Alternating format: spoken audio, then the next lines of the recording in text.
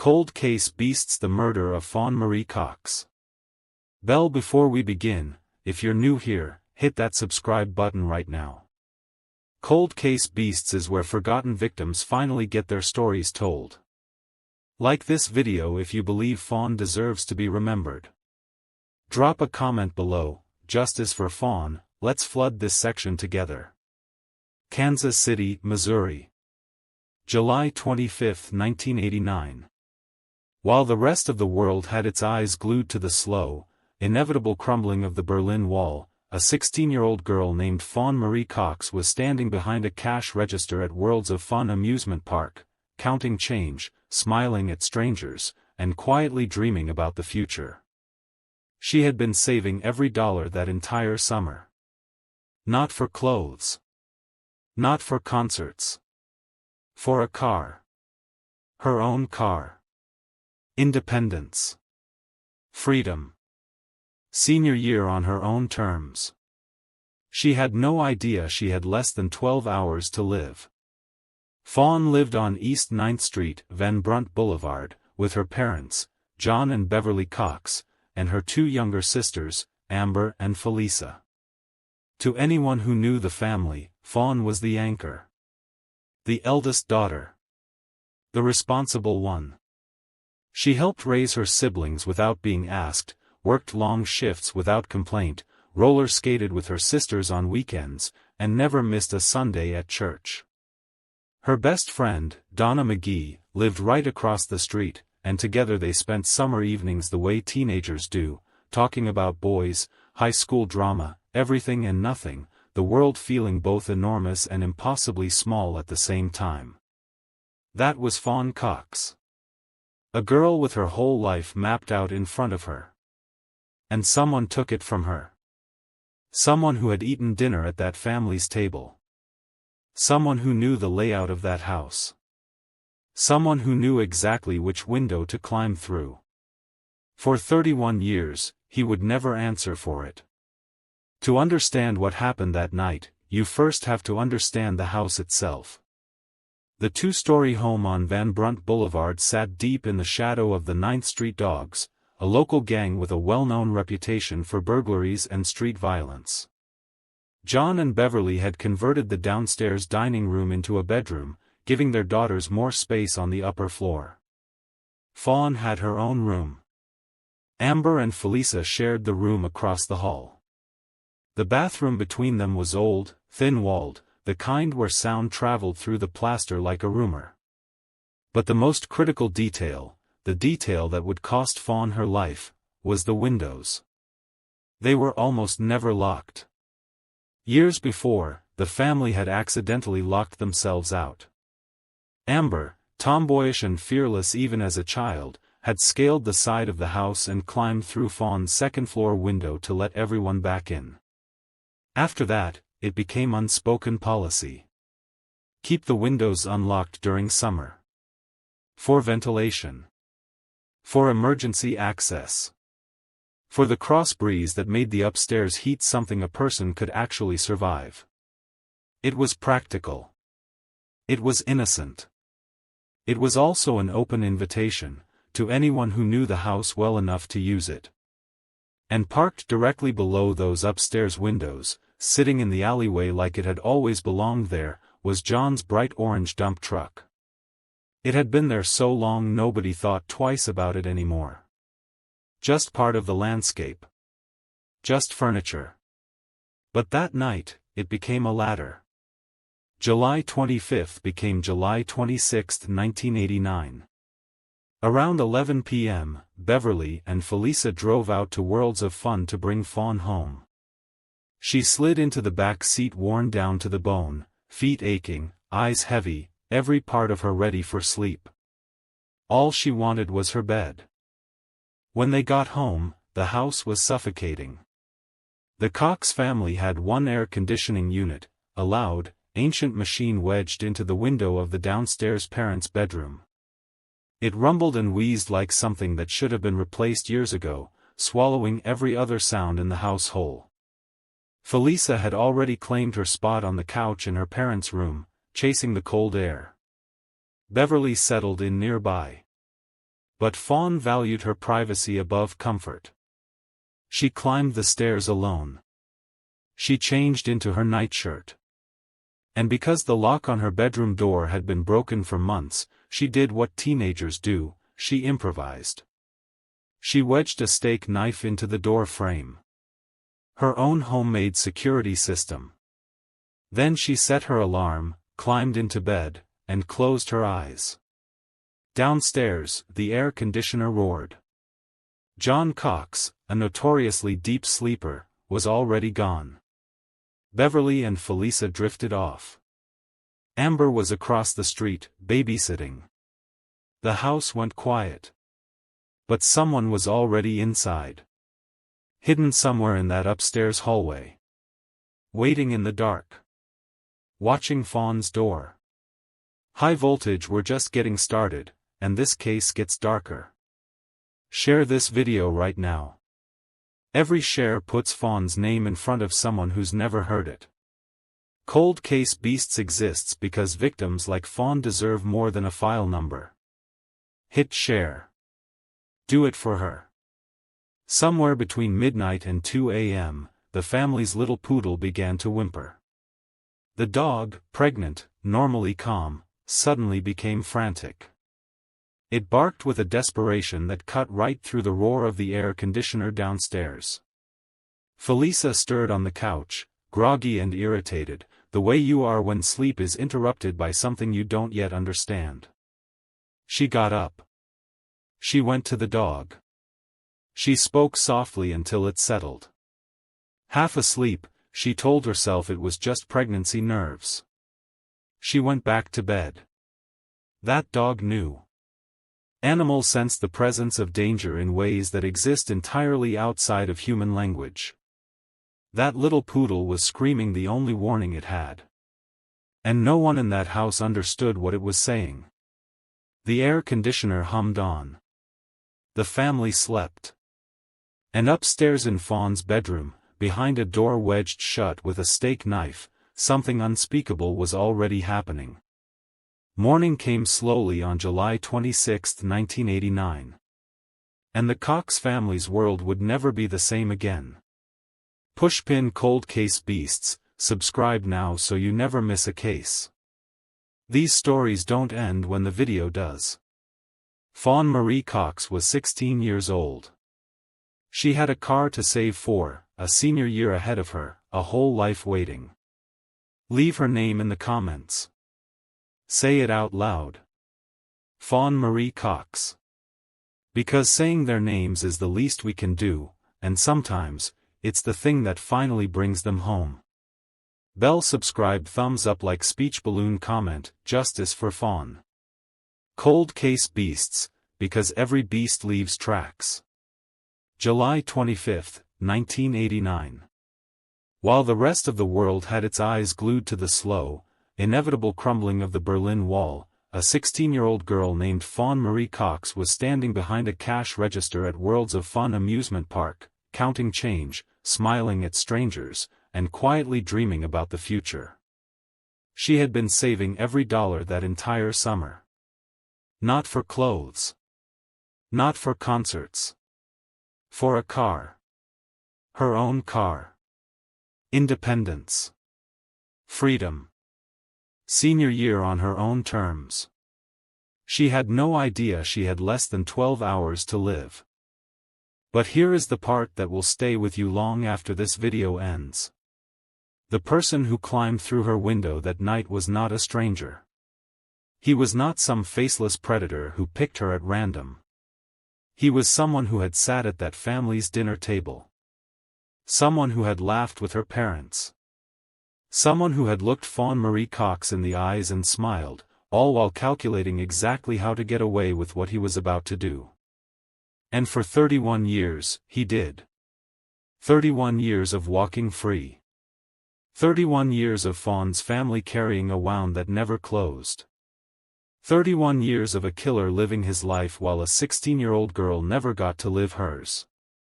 This is the story of FAWN Marie Cox. And we are not letting it stay buried. If you are new to Cold Case Beasts right now, before we go any further, hit that subscribe button.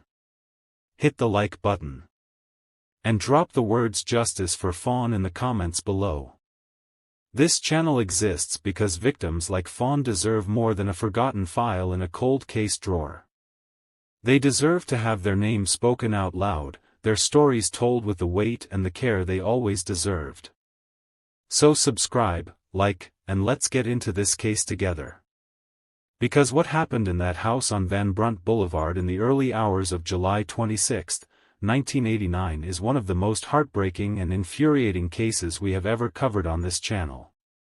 And the way it was finally solved will leave you speechless. Let's go back to the beginning.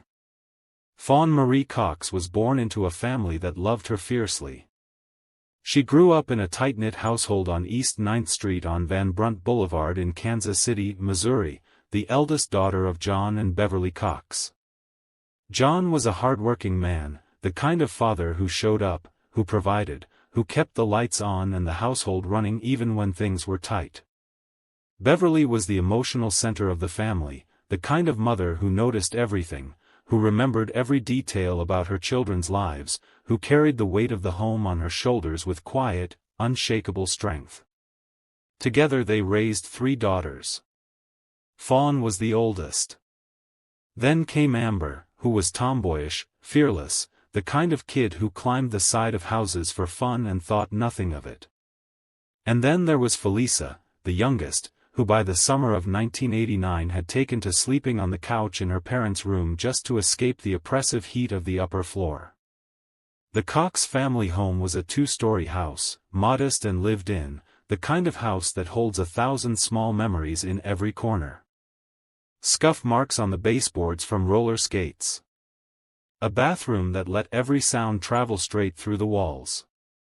A creaking staircase that told on you every time you tried to sneak up or down after bedtime. It was that kind of house. The kind that felt alive with the presence of the people inside it. And Fawn was very much alive. She was 16 years old in the summer of 1989, standing on the edge of everything. Senior year was coming. The future was just around the corner. And unlike a lot of teenagers who spent the summer sleeping late and doing as little as possible, Fawn had made a decision. She was going to work. She had gotten herself a job at Worlds of Fun, one of Kansas City's most beloved amusement parks, and she showed up every single shift ready to do the job. She stood behind the cash register for hours. She smiled at families. She counted change. She handed over ride tickets and said have a great day and meant it, even when her feet were aching and the sun was beating down and all she really wanted was to sit somewhere cool and rest. Because Fawn had a goal. Every dollar she earned, she saved. Not 1 cent was wasted on things that didn't matter. She was saving up to buy her own car before senior year started. She wanted the independence of it. The freedom of not having to ask for a ride, of being able to go where she wanted when she wanted, of pulling out of the driveway on her own terms. For a 16-year-old girl on the cusp of everything, that car represented something enormous. It was proof that she could build something for herself. That she was already becoming the person she was going to be. She never got to buy that car. Outside of work, Fawn was everything you would hope a teenager could be. She helped raise her younger sisters without being asked, stepping into the role of the responsible eldest child naturally, effortlessly, the way some people just do. She roller skated with Amber and Felisa on weekends, tearing up the sidewalks with the kind of joyful recklessness that belongs only to the young. She never missed church on Sundays. She was the kind of kid that adults pointed to as an example, not because she was perfect, but because she was genuinely good. Genuinely caring. Genuinely present in her own life in a way that a lot of people twice her age never quite manage. Her best friend was a girl named Donna McGee, who lived directly across the street. The two of them were inseparable in the way that only best friends can be, the kind of friendship built out of proximity and trust and 1,000 shared evenings sitting outside talking about everything and nothing. Boys. High school drama. The future. What they were going to do when they finally got out of the neighborhood and saw the world. The conversations that feel so urgent when you are 16 and feel so gentle and precious when you look back at them years later. Donna and Fawn were those kinds of friends. And then there was the house itself, and the neighborhood around it, and the very specific set of circumstances that would, on the night of July 25 into July 26, 1989, come together in the worst possible way. The Cox family home sat in a part of Kansas City that was watched closely by a local gang known as the 9th Street Dogs. This was not an abstract threat. The 9th Street Dogs had a well-established reputation for burglaries and street violence in the area, and families in the neighborhood were acutely aware of their presence. The Cox family knew where they lived. They were not naive about it. But like most families, they adapted. They did what they could with what they had. They tried to make their home as safe and as comfortable as possible for their daughters. John and Beverly had converted the downstairs dining room into a bedroom, giving the girls more space on the upper floor. It was a practical decision born of love, the kind of quiet sacrifice parents make without fanfare or acknowledgement. Fawn had her own room on the second floor. Across the hall slept Amber and Felisa. The old interconnected bathroom sat between them, the walls thin enough to hear a conversation through without even trying. And then there were the windows. The windows on the upper floor were almost never locked. This is the detail that changes everything. This is the hinge on which the entire tragedy turns, and it did not come from carelessness or negligence. It came from something completely ordinary. Years before, the Cox family had accidentally locked themselves out of the house. And it was Amber, fearless and physical as she always was, who had climbed up the side of the house and gotten in through Fawn's second-floor window and let everyone back inside. After that day, the family had settled into a quiet, unspoken understanding. Keep the upstairs windows unlocked during summer. For ventilation. For the cool breeze that made sleeping upstairs survivable in the Missouri heat. For emergency access if it was ever needed again. It made perfect sense. It was practical. It was innocent. But someone knew about it. And parked directly below those upstairs windows, sitting in the alleyway as though it had always belonged there and always would, was John Cox's truck. A big, bright orange dump truck that John drove for work and parked at home without a second thought. It had sat in that spot so long that nobody in the family even saw it anymore. It was just part of the landscape. Just background. Just a truck. But on the night of July 25 into July 26, 1989, that truck was a ladder. Someone knew the windows were unlocked. Someone knew the truck sat beneath them. Someone knew the layout of the house, the position of the rooms, the location of the bathroom, the fact that the loudest thing in the house at night was the ancient air conditioning unit crammed into the downstairs bedroom window. Someone had been inside that house before, more than once, not as a threat but as a guest. As someone trusted. As someone welcomed. And that night, that person came back. Let's talk about what July 25 looked like for Fawn. She went to work. She stood behind that cash register for hours, smiling and counting change and thinking about the future the way teenagers do, that restless forward-thinking energy that makes time feel both unbearably slow and secretly urgent. The day passed the way long summer workdays do, hot and repetitive and exhausting, the kind of tired that gets into your bones and makes your whole body feel heavy by the time your shift ends. Around 11 o'clock that night, Beverly and Felisa drove out to Worlds of Fun to pick Fawn up. She came out through the park exit and climbed into the back seat and probably let out the kind of long exhale that says everything without a single word. Her feet were aching. Her body was done. She wanted her bed, her pillow, her own quiet space. They drove home through the Kansas City night. When they got back to the house on Van Brunt Boulevard, the heat inside hit them immediately. Missouri summers are not gentle, and the upper floor of that two-story house held the heat like a sealed room. The family had one air conditioning unit, a single loud, ancient machine that had been wedged into the window of the downstairs parents' bedroom. It roared and rattled and wheezed the way old appliances do, working harder than it was ever designed to work, barely keeping up with the demand placed on it. It was loud enough to drown out almost everything else in the house. Conversation was difficult near it.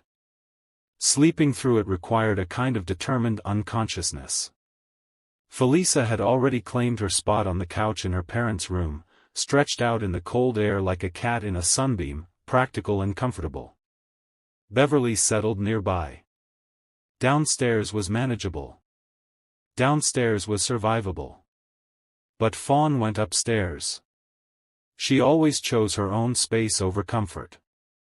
Privacy mattered to her. Having a room that was hers, where she could close the door and breathe and just be alone with her own thoughts, that was worth the heat. It was worth the discomfort. It was worth climbing those stairs and lying down in a room that was several degrees warmer than the one downstairs. She changed into her nightshirt. And then she looked at her bedroom door. The lock had been broken for months. There had probably been a dozen conversations about fixing it, the kind of household maintenance that gets added to the list and keeps getting pushed back because something else always needs attention first. The lock was broken, and it had stayed broken, and on the night of July 25, 1989, FAWN Marie Cox did what a 16-year-old does when the lock on her door doesn't work. She improvised. She took a steak knife from downstairs and wedged it into the door frame, jamming the door shut in a way that would at least give her some warning if anyone tried to open it. It was a 16-year-old girl's version of a security system. She set her alarm. She climbed into bed. She closed her eyes. Downstairs, the air conditioner roared on. John Cox, a notoriously deep sleeper, was already gone to the world with the particular depth of someone who has worked hard all day and has no trouble shutting down at night. Beverly was drifting off. Felisa was already asleep on the couch. And Amber, the fearless one, the one who climbed houses and thought nothing of it, was not home at all. She was across the street, babysitting. The house settled into its nighttime quiet. The air conditioner filled every corner of the downstairs with its relentless mechanical roar. The walls held the sleeping family inside them like cupped hands. The orange dump truck sat in the alley below the upstairs window, not moving, not noticed, not considered. And somewhere in that house, in the darkness of the upstairs hallway, someone was already there. Waiting. Watching Fawn's door. Breathing quietly in the dark. The question of when exactly that person entered the house is one that investigators would spend years trying to answer precisely. But the most likely scenario, pieced together from the physical evidence and the layout of the property, is that entry was made through the unlocked upstairs window, with the orange dump truck providing the height needed to reach it. Someone had climbed up. Someone had slipped inside. Someone who knew exactly what they were doing, exactly where they were going, and exactly how to move through that house without waking the family sleeping below. The air conditioner helped. That constant mechanical roar swallowed sound the way deep water swallows light. Footsteps on the upstairs floor. Movement in the hallway. The soft creak of an old house adjusting to weight it was not used to carrying in the night. All of it disappeared into the noise of that machine downstairs, absorbed and erased before it could reach anyone who might have heard it and understood what it meant. The family slept.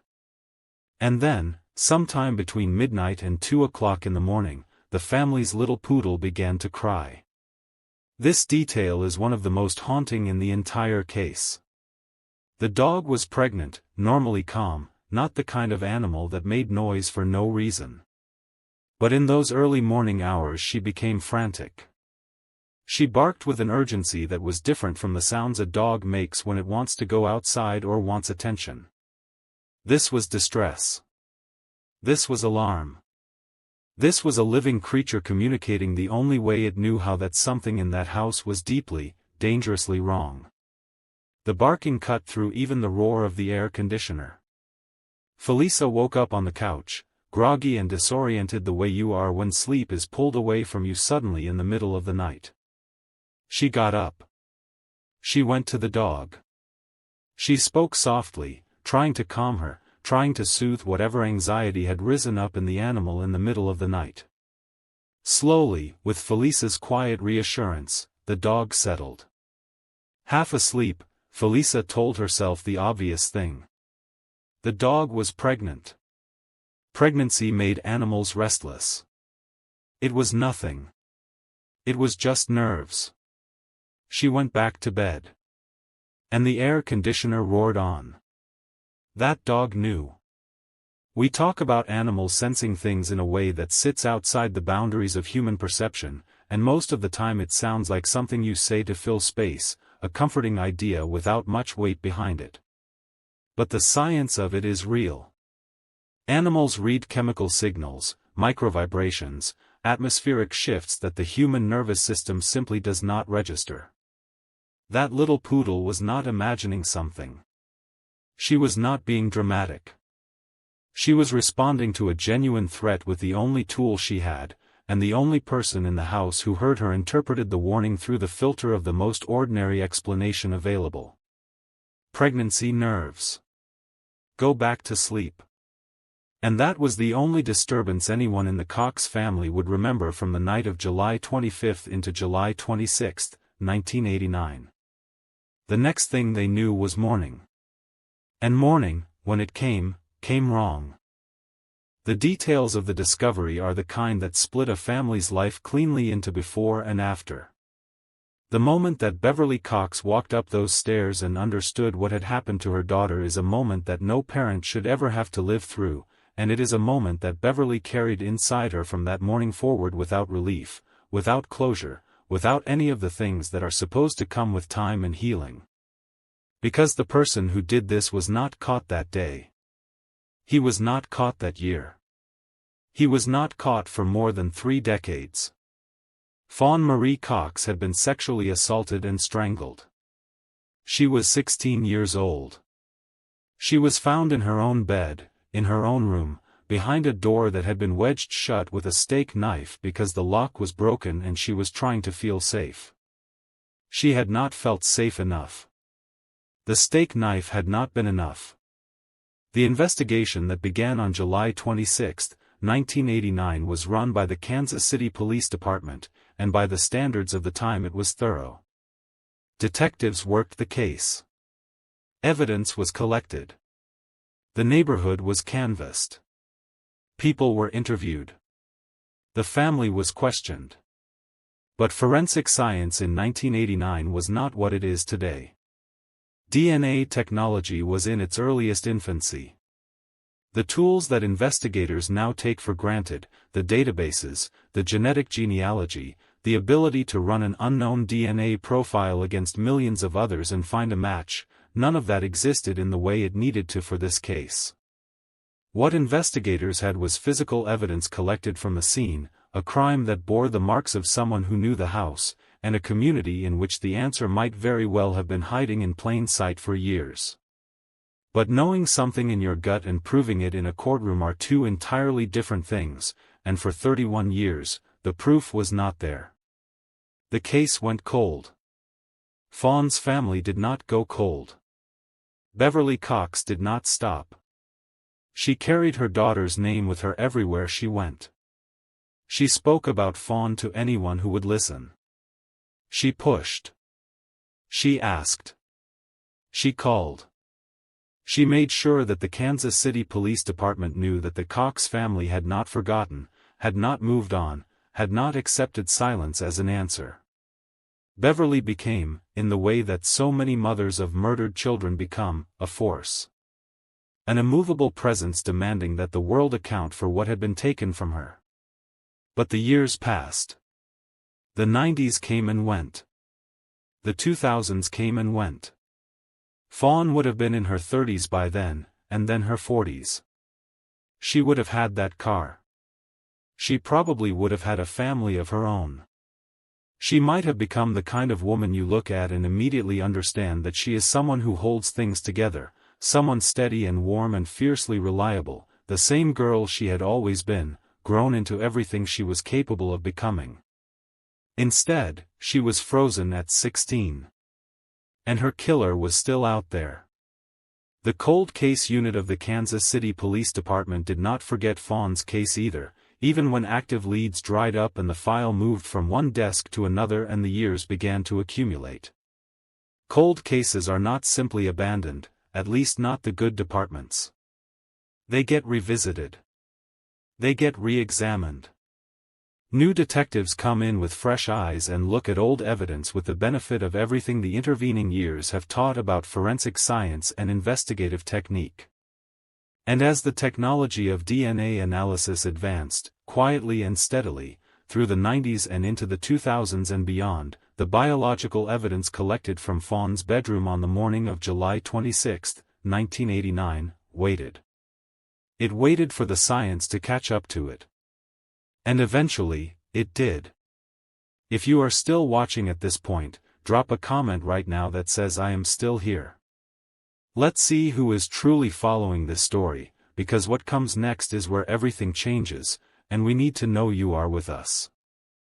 By the time genetic genealogy emerged as a serious investigative tool in the late 2010s, the landscape of cold case investigations had shifted fundamentally. The technique, which involves uploading an unknown DNA profile to genealogy databases and then working backwards through family trees to identify potential suspects, had been used to solve a number of high-profile cold cases that had seemed entirely unsolvable. The Golden State Killer. The Boy in the Box.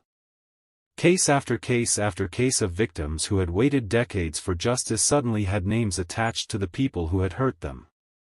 The Kansas City Police Department's cold case unit turned to this method for Fawn's case. It was not a fast process. Genetic genealogy is painstaking work. It requires access to the right databases, the right expertise, and a significant amount of detective work that happens entirely on paper and on screens rather than out in the field. You are building a family tree from a DNA profile, tracing branches, identifying relatives, narrowing possibilities, eliminating candidates, circling back, starting again. It requires patience and precision and the willingness to follow a thread through years of records with no guarantee of where it leads. But it led somewhere. The DNA evidence collected from Fawn's bedroom in 1989 had survived. It had been preserved, and when it was processed through the modern genetic genealogy pipeline, it began to speak. Not in the vague, suggestive way that old evidence sometimes does, hinting at possibilities without committing to anything. It spoke clearly. It pointed down a specific branch of a specific family tree toward a specific person. And that person was someone who had been in the Cox family's life in 1989. The investigators working the case began to close in. The name that emerged from the genetic genealogy work was checked against everything that was known about the circumstances of the crime. The access. The knowledge of the house. The unlocked windows. The orange truck in the alley. The broken lock on Fawn's door. The layout of the bedroom. The location of the upstairs hallway where someone had waited in the dark. Every detail of the physical crime scene was consistent with someone who had been inside that house before. Someone who knew it. Someone who had been trusted with the knowledge of how it worked. The more investigators looked, the more the pieces aligned. His name has been reported in connection with this case, and the details of his relationship to the Cox family are part of the public record of the investigation. He was not a stranger. He was not someone who had wandered in off Van Brunt Boulevard on a random summer night looking for a target. He was connected to the family in a way that made his access to that house natural, unremarkable, something that would not have raised a single alarm. He had been inside that home. He had sat at that table. He had been in the presence of FAWN Marie Cox in settings that were entirely normal, entirely domestic, entirely safe feeling. And he had used all of that. He had used the trust placed in him to learn the house. He had used the knowledge of the unlocked windows to plan his entry. He had used the orange dump truck as his ladder. He had used the roar of the air conditioner as his cover. He had used the darkness of the upstairs hallway to wait. And he had used all of it against a 16-year-old girl who was asleep behind a door she had tried to secure with a steak knife because the lock was broken and nobody had gotten around to fixing it yet. He had used everything he knew against her. And then he had walked away and lived his life for 31 years. Think about that for a moment. 31 years. John and Beverly Cox raised their remaining daughters in the aftermath of that night. They buried their eldest child.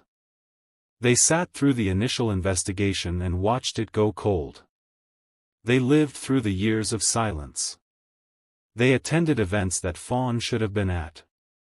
They thought about her at Christmas, at birthdays, at graduations, at the moments when families gather and count who is missing.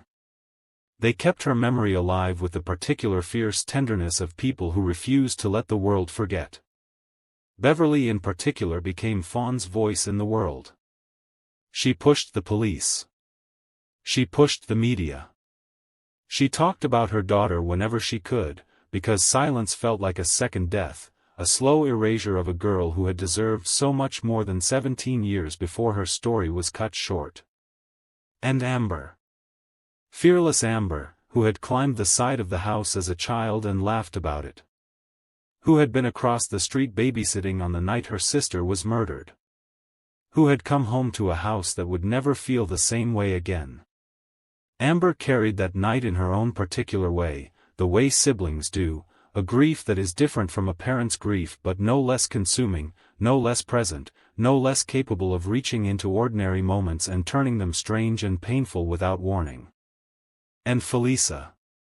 Who had woken up when the dog cried. Who had gone to calm the animal and assumed the most innocent explanation and gone back to sleep. Who would carry the weight of that assumption, that perfectly reasonable, completely innocent assumption, for the rest of her life. A family undone by one night. A family that waited 31 years for the world to give them something that looked like justice. But let's not rush past the cold case years too quickly, because the period between 1989 and the eventual arrest is not simply dead time. It is not a blank space in the story. It is a period in which the Cox family lived with an open wound, in which the killer lived freely, and in which the city of Kansas City held this case in whatever way cities hold the unsolved deaths of their children, somewhere between active grief and reluctant resignation. There were moments over the decades when the case was revisited. When a new detective looked at the file with fresh eyes. When a new investigative technique became available and was applied to the existing evidence. When someone came forward with information, or thought they had information, and the wheels of the investigation turned briefly before stalling again. These moments matter even when they do not produce immediate results, because they are proof that the system had not entirely given up.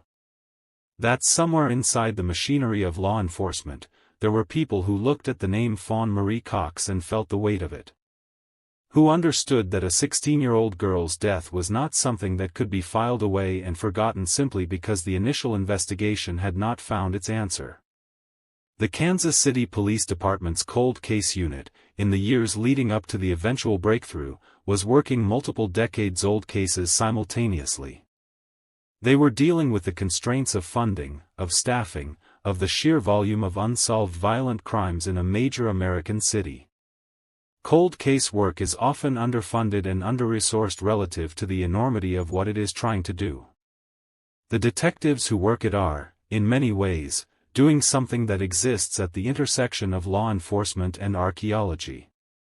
They are digging through layers of time, carefully, methodically, knowing that the sediment of decades has both preserved and buried the truth. For Fawn's case, the preserving proved more powerful than the burying. The DNA survived. The evidence survived.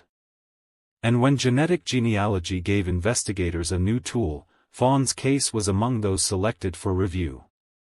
The process of genetic genealogy investigation is worth understanding in some detail, because it illuminates just how remarkable the eventual breakthrough was. When a DNA sample from a crime scene is uploaded to a genealogy database, it does not produce an instant match the way a fingerprint check might in a television drama. Instead, it produces a list of partial matches, people who share some portion of their genetic material with the unknown contributor of the crime scene sample. These partial matches are relatives, not the suspect themselves, and the investigator's job is to use those familial connections as a starting point for building a family tree. It begins with whatever partial matches the database produces. A second cousin here. A half-sibling there. Distant relatives whose DNA overlaps with the unknown profile in ways that can be measured and mapped. The investigator begins constructing family trees around these partial matches, working forward through generations, identifying living relatives, checking those relatives against the known parameters of the case.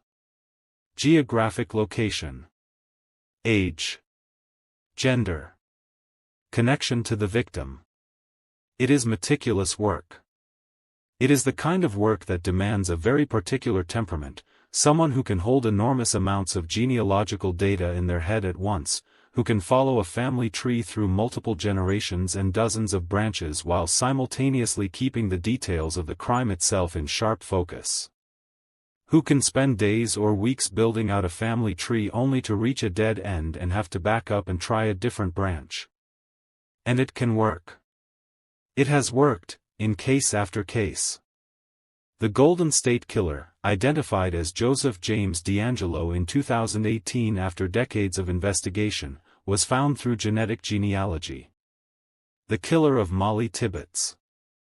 The murderer of a woman in Utah who had been unidentified for more than 4 decades. Case after case in which DNA that had sat in an evidence locker for years was finally able to speak because the science had caught up to it. Fawn's case joined that list. When the genetic genealogy work in her case produced a viable suspect, investigators did not immediately make an arrest. This is important and sometimes misunderstood.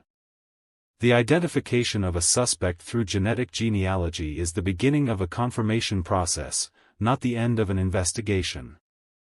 The familial DNA connection produces a candidate. Then investigators need to confirm that the candidate's DNA actually matches the crime scene sample. This is typically done through covert collection of a DNA sample from the suspect, something discarded in a public place, a coffee cup, a cigarette, something that carries the suspect's genetic material and can be compared against the crime scene profile. When that comparison was made in Fawn's case, it confirmed what the genetic genealogy work had suggested. The DNA matched. 31 years after FAWN Marie Cox had been murdered in her own bedroom, investigators had their answer. The arrest, when it came, was the culmination of decades of work by multiple investigators across multiple generations of law enforcement.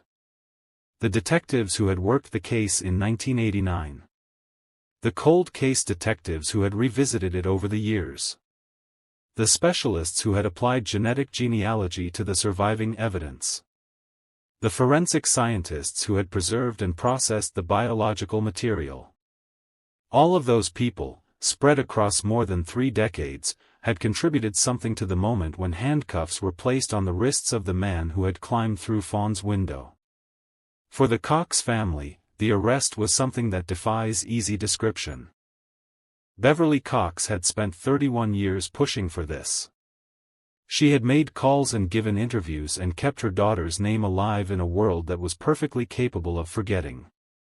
She had lived with the knowledge that whoever had done this was out there, possibly somewhere close, possibly someone she passed in a grocery store or saw at a community event without knowing it. She had raised her surviving daughters in the shadow of what had happened to Fawn, trying to give them full and complete lives while simultaneously carrying a grief that never fully lifted. The arrest did not give Beverly her daughter back. Nothing could do that. But it gave her something. It gave Fawn's death a face and a name and an accountability that it had been denied for 3 decades. It closed the open question that had hung over the family like a storm cloud for 31 years. It said, finally, that the world had not forgotten. That the system had not given up. That FAWN Marie Cox mattered enough to keep looking until the answer was found. And Amber, who had been babysitting across the street while her sister was murdered. Who had grown up with that absence at her side, the shape of the older sister who should have been there for every subsequent year of her life. The friend who should have been at her milestones. The woman Fawn should have become, living in the space where she was absent. The arrest did not fill that space. But it named the person who had created it. And Felisa, who had heard the dog cry. Felisa, who had calmed the animal and gone back to sleep in the cool air of her parents' room while something unspeakable was happening on the floor above her. The arrest did not lift the weight of that memory, but it recontextualized it. It placed it in a framework of truth rather than uncertainty. It said, here is what happened. Here is the full picture. Here is the thing that your dog was trying to tell you. The case against the suspect went forward through the legal system.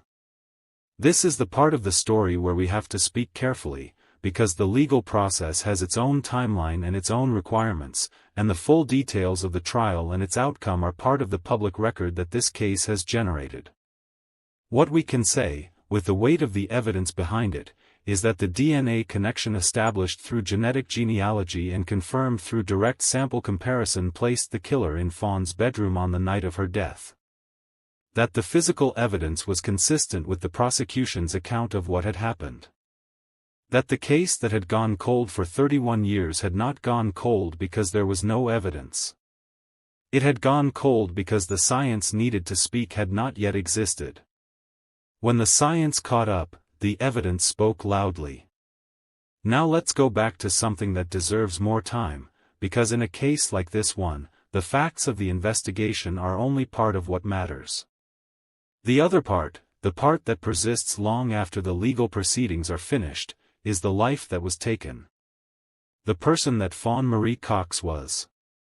The future she was building dollar by dollar in a cash register drawer at Worlds of Fun amusement park in the summer of 1989. Because it is easy, in true crime, to let a victim become a symbol. To let the circumstances of their death overshadow the fullness of their life. To reduce a person to the worst thing that ever happened to them, to a set of facts in a case file, to a name read out at the beginning of a documentary. And that is a second kind of violence, quieter than the first but real nonetheless.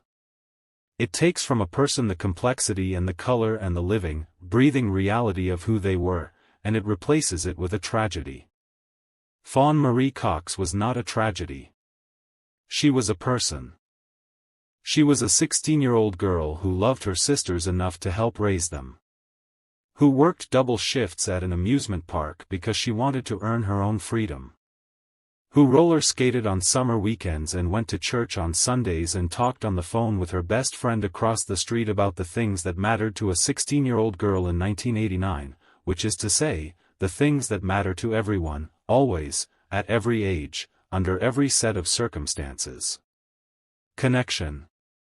Future. Hope. The belief that good things are coming. Fawn believed good things were coming. She was saving for a car. She was planning for senior year. She had a best friend across the street and 2 sisters who looked up to her and parents who loved her and a church community that knew her name and a workplace that relied on her showing up and doing her job. She had a whole web of relationships and responsibilities and aspirations that made up the specific, irreplaceable texture of her particular life. And all of that was taken in the early hours of a July morning by someone she trusted. The betrayal at the heart of this case is not simply the betrayal of one individual human being against another. It is the betrayal of something larger. It is the betrayal of the basic compact that makes community possible, the understanding that the people we welcome into our homes, the people we feed at our tables, the people we trust with the knowledge of how our lives work, the details of our routines, the location of our windows, the sound of our air conditioner, the schedule of who comes home when, those people are safe. That trust is not a weakness. It is the foundation of human society.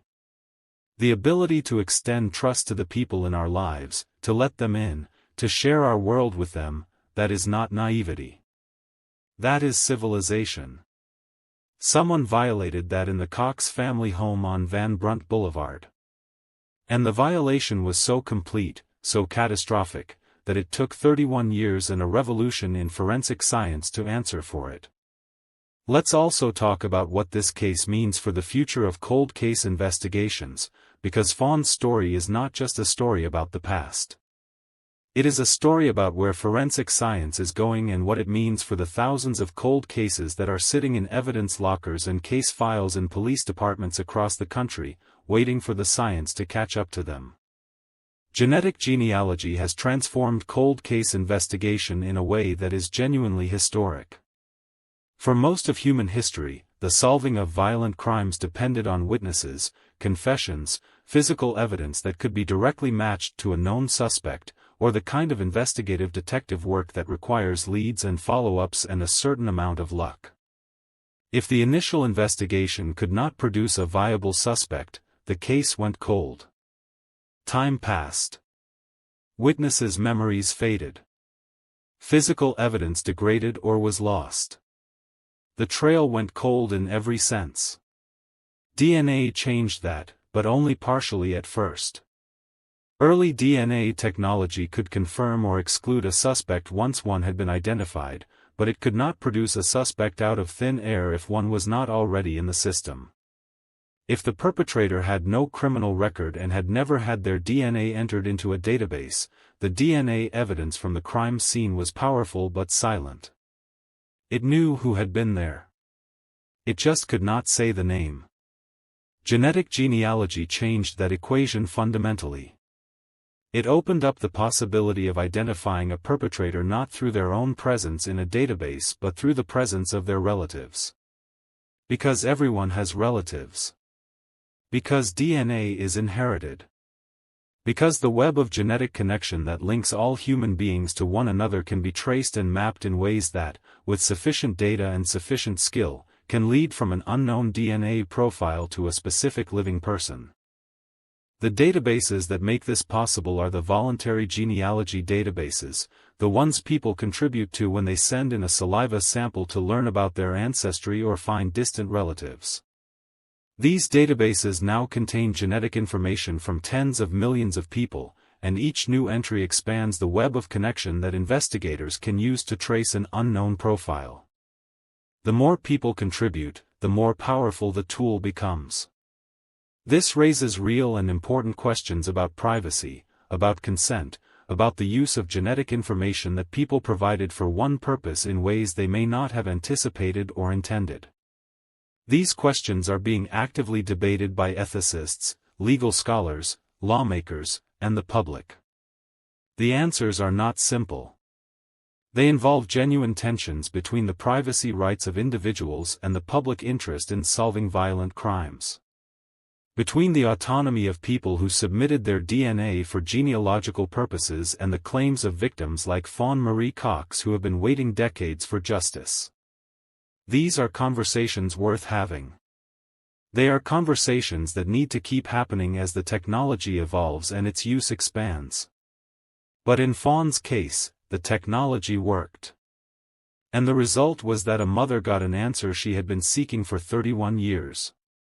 That a family got the name of the person who had shattered them. That a 16-year-old girl who had been murdered in her own bed and whose killer had walked free for more than 3 decades finally had an accounting made on her behalf. That matters. It is not the whole conversation. But it matters enormously. Now, there is something else about this case that deserves attention, something that sits in the space between the forensic facts and the human story. And that is the question of how the killer lived with himself for 31 years. This is not a question with a satisfying answer. There is no psychological framework that fully explains how a person can commit an act of the kind that was committed against FAWN Marie Cox and then continue to exist in the world, to eat meals and sleep at night and engage in the ordinary transactions of daily life, for 31 years. The human mind is capable of an enormous range of coping mechanisms, of compartmentalization, of self-justification, of the kind of psychological architecture that allows a person to build a wall between what they have done and how they think about themselves. But walls have seams. And in those seams, over 31 years, there must have been moments. Moments when the news covered FAWN's case and the killer sat in the same world as that news. Moments when the Cox family's grief was visible in ways that could not be entirely avoided. Moments in the small hours of the night when the wall was not quite solid enough and something of the truth of what had been done leaked through.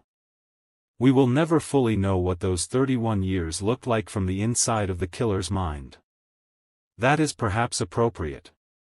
There is a certain justice in the opacity. What we know is that the 31 years ended. That the wall, however high and however thick, was not enough to protect against a science that had not existed when the crime was committed. That a 16-year-old girl's DNA, preserved in an evidence locker through the final decade of the 20th century and the first 2 decades of the 21st, outlasted the strategy of concealment. The evidence waited longer than the killer expected it to need to wait. Let's go back to Donna McGee for a moment. FAWN's best friend. The girl who lived across the street and spent summer evenings talking about everything and nothing with the girl who would be murdered before senior year began. Donna's experience of this case is one that is rarely talked about in enough depth, because in true crime, we tend to focus on the immediate family. The parents. The siblings. The people whose names appear in the official record. But the best friend, the person who shared a sidewalk and a season and a particular kind of teenage intimacy with the victim, that person carries something too. Donna McGee grew up across the street from where FAWN was murdered. She knew the house.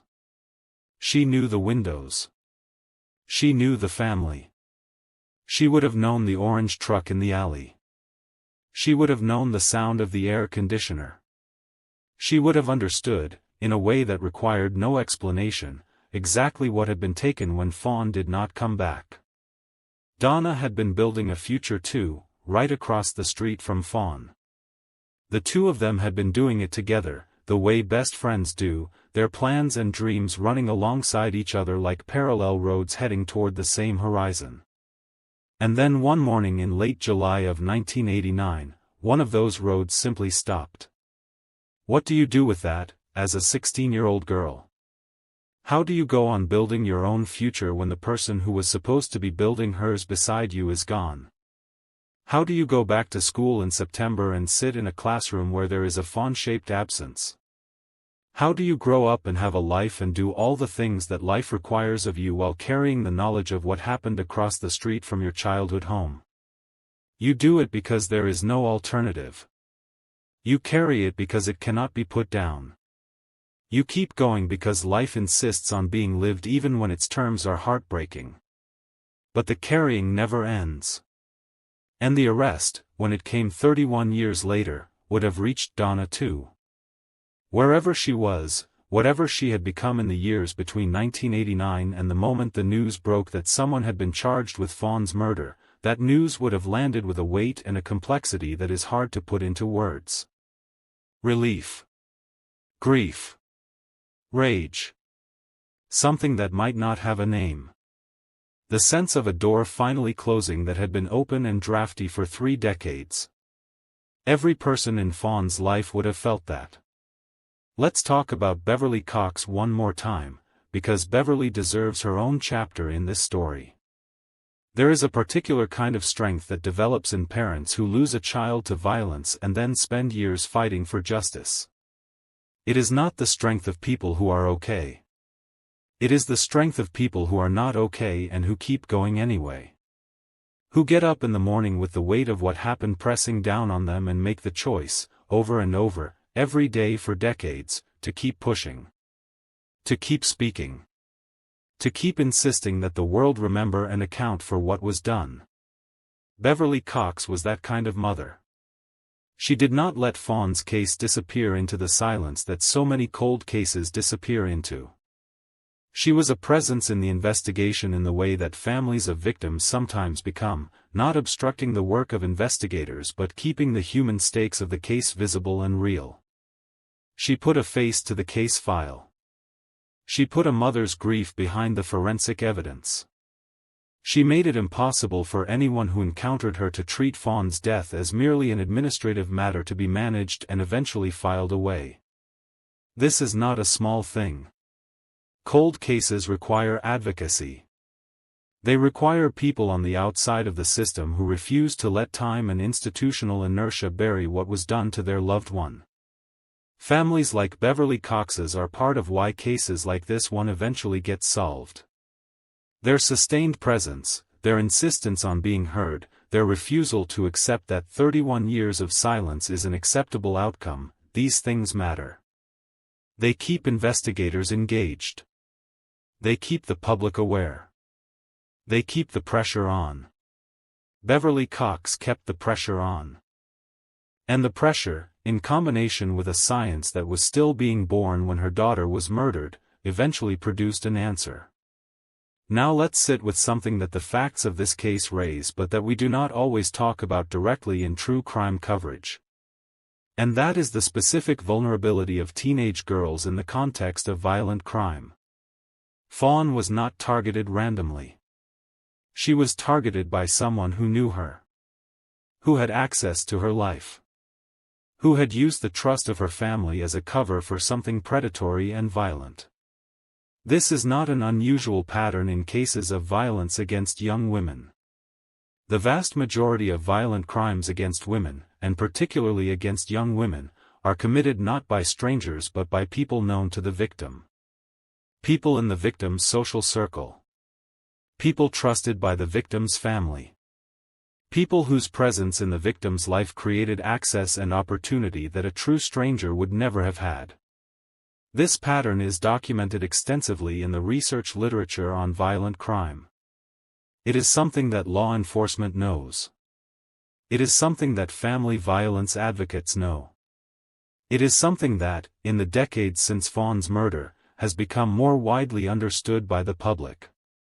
But in 1989, in a neighborhood that was already anxious about gang activity from the 9th Street Dogs, the instinct to look outward, to look for a stranger, to look for the threat that comes from outside rather than from inside, was perhaps stronger than the instinct to look at the people who had been welcomed in.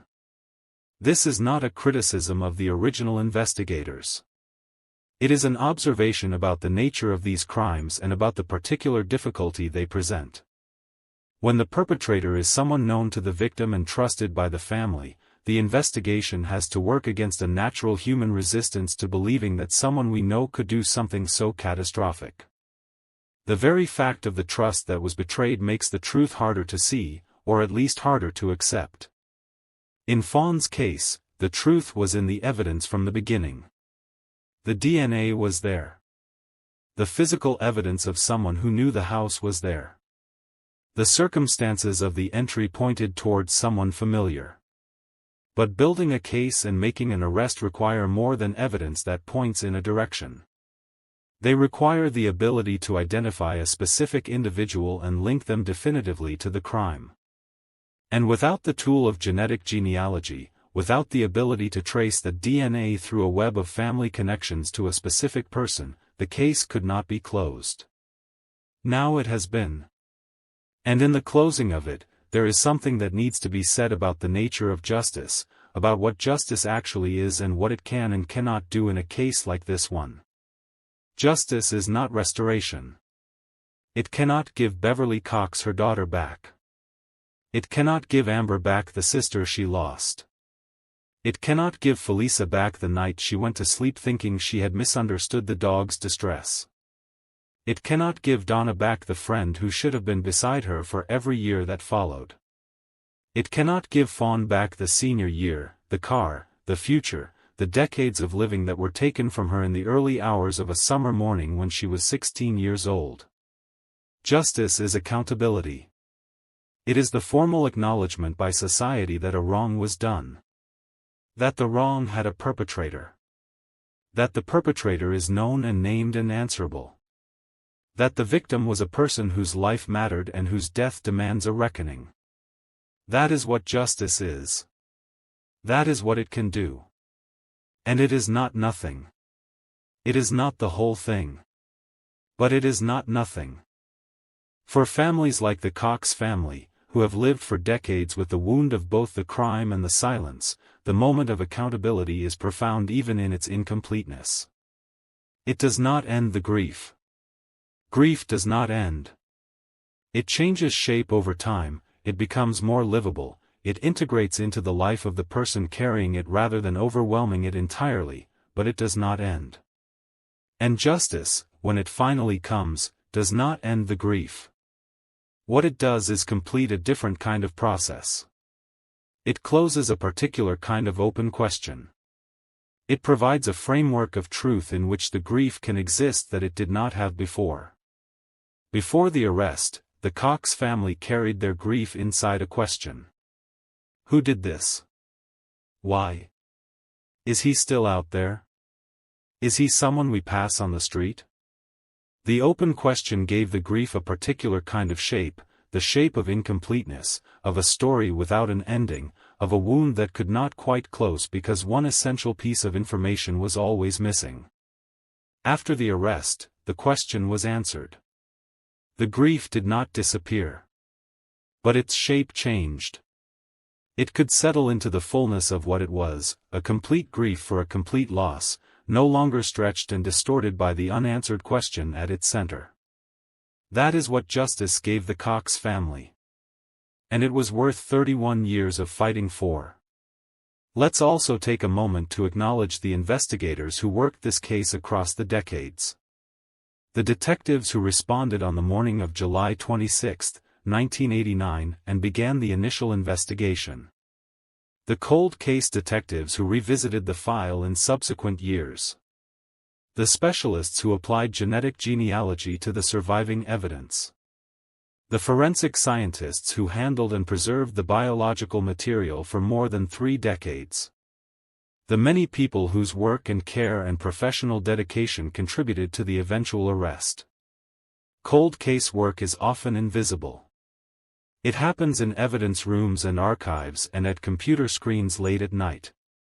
It does not generate the same public attention as a current case.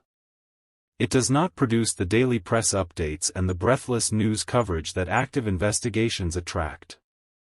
It is quiet, methodical, often frustrating work, and the people who do it are often working on cases that have been handed to them by investigators who have retired or died, trying to answer questions that were asked before they had ever heard the victim's name. The work matters. Every hour of it. Every dead end and every revisited lead and every application of a new technique to old evidence. Every detective who looked at Fawn's case file and felt the weight of it and decided to keep looking. It produced an answer. FAWN Marie Cox deserved that answer. Her family deserved that answer. And the people who worked to find it, across more than 3 decades, should be recognized for what they did. Now let's broaden the lens one more time, because what happened to Fawn did not happen in isolation from the larger world of cold case investigation and from the specific challenges that cases involving violence against women have faced historically. For much of the 20th century, cases involving violence against women, and particularly cases involving sexual violence, were systematically underinvestigated and undertried. This is documented. It is not a controversial claim. It reflects the attitudes and the institutional practices of a time in which crimes against women, particularly women from communities with limited political power, were not always treated with the same urgency and resources as other violent crimes. Cases were closed too quickly. Evidence was lost or improperly handled. Victims' credibility was questioned in ways that affected the quality of the investigation. Families were told to accept outcomes that they knew were wrong. FAWN's case has features that are consistent with this broader pattern, not because there is specific evidence of intentional neglect, but because the outcome, a case that went cold for 31 years in which the perpetrator was someone known to the victim and connected to the family, is familiar to anyone who has studied the history of how these cases have been handled. What is different about FAWN's case, what makes it a story not just of loss but of something approaching redemption, is that the system eventually worked. That the evidence was preserved. That the cold case unit continued to treat the case as something worth solving. That when genetic genealogy became available, it was applied. That the determination of Beverly Cox and her family to keep FAWN's name alive was met, eventually, by a system that delivered an answer. Not every family gets this.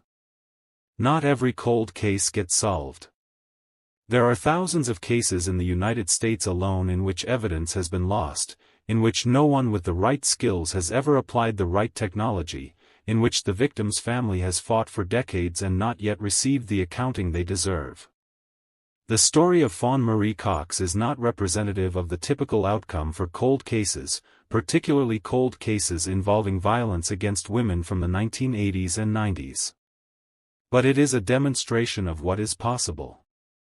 It is a proof of concept for what happens when evidence is preserved and technology advances and investigators keep working and families refuse to let the world forget. It is a model for what justice can look like when all of those things come together.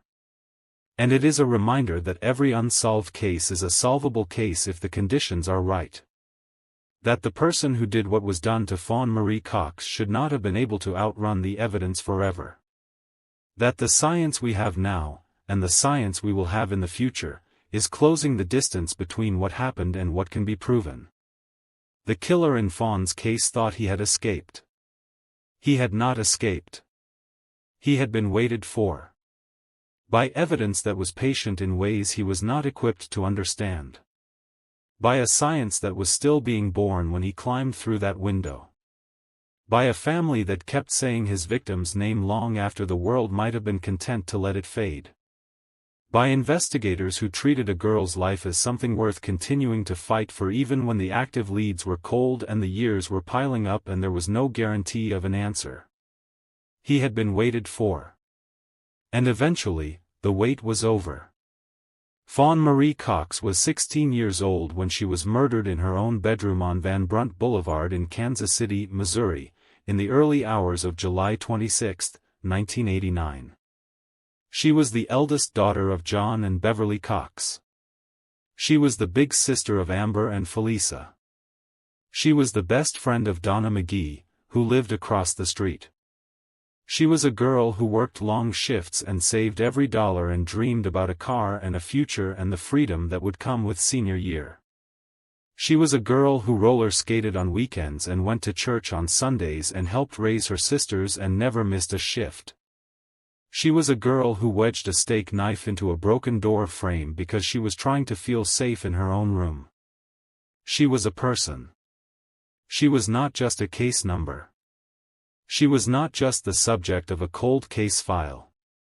She was FAWN Marie Cox, and she was 16 years old, and she deserved every year that came after that summer, and she did not get them. And that is a loss that belongs not just to her family but to everyone whose life would have been touched by the woman she was going to become.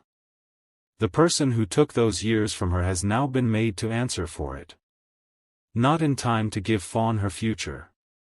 Not in time to spare her family 31 years of grief and open questions and the particular anguish of a wound that cannot close because the truth has not yet been told. But in time to say, with the full weight of the evidence and the law and the persistent, determined refusal of the people who loved her to let her name be forgotten, that what was done in that bedroom was seen. It was known. It was proven. And it was answered. This is Cold Case Beasts, and this is why we do what we do. Because FAWN Marie Cox deserved to have her story told. Because Beverly Cox deserved to have an answer. Because Amber and Felisa and Donna and every person whose life was touched by fawns deserve to know the truth. Because justice, even when it comes 31 years late, even when it comes after a revolution in forensic science and a decades-long fight by a mother who refused to give up, is still justice. It is still real. It is still the thing that separates a civilized society from the darkness it is always trying to hold back. And because every case we cover on this channel is a reminder that there are more fawns out there. More families waiting. More names sitting in cold case files in police departments across the country, waiting for the science to catch up, waiting for the right detective to pick up the file, waiting for someone to keep saying their name in a world that is too quick to move on. We say their names here. We always will. If this story moved you, if you believe that FAWN Marie Cox deserved justice, if you want to be part of a community that refuses to let victims be forgotten, then right now, at the end of this video, do 3 things.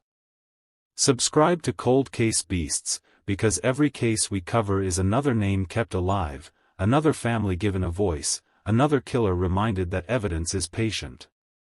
Hit the like button, because every like tells the algorithm that these stories matter, that people want to hear them, that forgotten victims deserve to be found. And leave a comment below. Say Fawn's name. Say justice for Fawn. Say I was here, I heard her story, I will not forget. Because those comments are read by families. They are seen by people who have been waiting 31 years for the world to pay attention. They are small acts with real weight. Subscribe. Like. Say her name. FAWN Marie Cox. We remember you. Cold Case Beasts. Because every beast leaves tracks.